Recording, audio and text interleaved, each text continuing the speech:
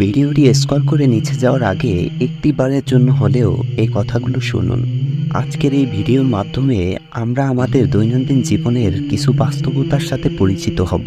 সারাদিন তো অনেক ভিডিওই স্ক্রল করেন, সোশ্যাল মিডিয়ায় স্ক্রল করতে করতে আমাদের জীবনের অর্ধেক সময়টাই এখন চলে যায়। সোশ্যাল মিডিয়ায় আমাদেরকে ভালোর থেকে খারাপ দিকটাই বেশি দেখানো হয়, তাই আমাদের উচিত ভালো কিছু শেখা, সোশ্যাল মিডিয়াকে ভালো কাজে লাগা। আপনি এখন স্ক্রিনে যে ছবিটি দেখতে পাচ্ছেন সেখানে একটি মানুষ, কিন্তু তার দুইটি মাথা, তার চারটি হাত। আপনি এই ছবিটি দেখে কি বুঝতে পারছেন? সে কিন্তু স্বাভাবিক কোনো মানুষের মতো নয়। আপনি যেমন চাইলেই একটি পোশাক পরিধান করতে পারেন, আপনি যেমন চাইলেই রাস্তাঘাটে হাঁটতে পারেন স্মার্টলি, এই লোকটি কিন্তু সেই সুবিধা তার নেই, কারণ সে অস্বাভাবিকভাবে তৈরি হয়েছে।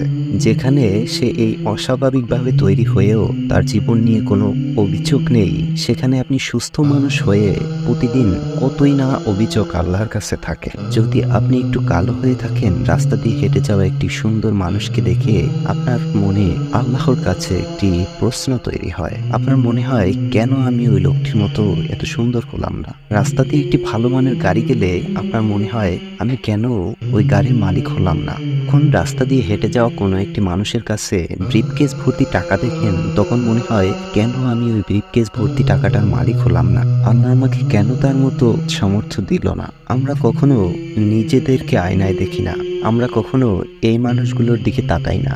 স্ক্রিনে লক্ষ্য করলে দেখতে পাবেন, এই যে মানুষটি সুস্থ স্বাভাবিকভাবে জন্ম না নেওয়ার ফলে তার যে অসুবিধাগুলো হচ্ছে, সেগুলো কিন্তু তাকে পিছু টেনে রাখতে পারেনি। সে একজন সফল মানুষ।